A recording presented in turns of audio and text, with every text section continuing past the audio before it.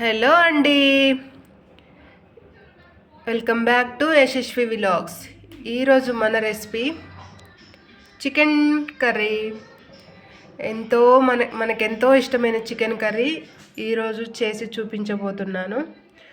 దానికోసం 1/2 kg chicken తీసుకొని శుభ్రంగా కడిగి పక్కన పెట్టుకోండి. నెక్స్ట్ టమాటా, మిర్చి, ఆనియన్స్ శుభ్రంగా కడిగి కట్ చేసి పక్కన పెట్టుకోవాలి. మిర్చి, ఆనియన్, టమాటా, కొత్తిమీర కట్ చేసి పక్కన పెట్టుకోండి. స్టవ్ ఆన్ చేసి కళాయి పెట్టుకోండి. ఇందులో 1/2 kg చికెన్కి సరిపడా అంటే 2-3 స్పూన్స్ ఆయిల్ వేసుకోండి.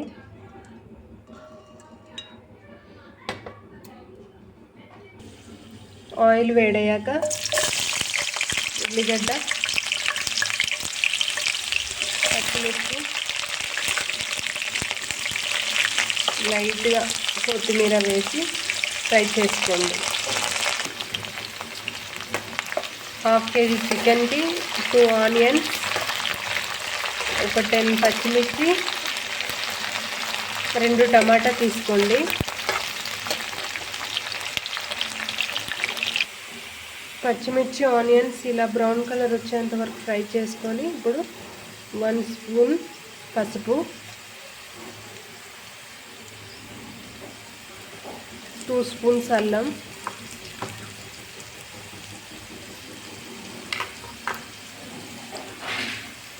వేసుకొని కలుపుకోండి. అల్లం పేస్ట్ ఆయిల్లో ఫ్రై అవ్వాలి.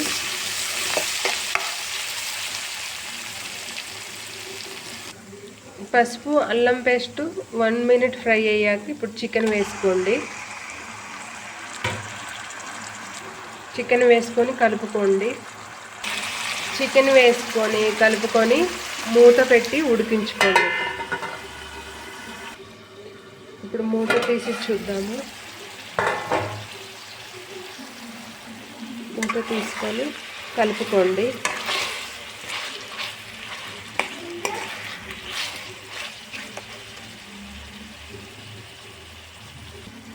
మూత పెట్టి చికెన్ పూర్తిగా ఉడికేంత వరకు ఉడికించుకోండి. చికెన్ ఆల్మోస్ట్ 80% ఉడికింది. ఇప్పుడు మనం కట్ చేసి పెట్టుకున్న టమాటా, కొత్తిమీర వేసుకుందాము.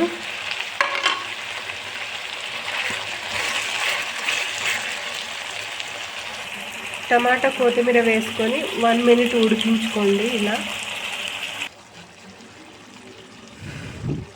చూడండి, టమాటా కూడా పూర్తిగా ఫ్రై అయిపోయాయి. ఇందులో తగినంత మీరు టేస్ట్కి సరిపడా 2 స్పూన్ కారం, మీరు రుచికి తగ్గట్టు సాల్ట్ వేసుకోండి. నేనైతే 2 స్పూన్స్ వేసుకుంటున్నాను. మీరు టేస్ట్కి తగ్గట్టు సాల్ట్ వేసుకొని కలుపుకోండి. తగినంత సాల్ట్, కారం వేసుకొని కలుపుకొని ఇప్పుడు 1 స్పూన్ ధనియా పౌడర్, 1 స్పూన్ చికెన్ మసాలా వేసుకొని ముక్కలకు పట్టేలా కలుపుకోండి. కలుపుకొని స్టవ్ సిమ్లో పెట్టుకొని మూత పెట్టేసి 2-3 minutes ఇలానే ఉడికించుకోండి. చికెన్ కర్రీ రెడీ అయిపోయింది. ఇప్పుడు స్టవ్ ఆఫ్ చేసుకుందాము. నా స్టైల్లో చికెన్ కర్రీ సింపుల్గా రెడీ అయిపోయింది. ఈ వీడియో మీరు స్కిప్ చేయకుండా పూర్తిగా చూసి ఎలా ఉందో ట్రై చేసి టేస్ట్ చూసి కామెంట్ చేయండి. అలాగే లైక్ అండ్ షేర్ చేయండి.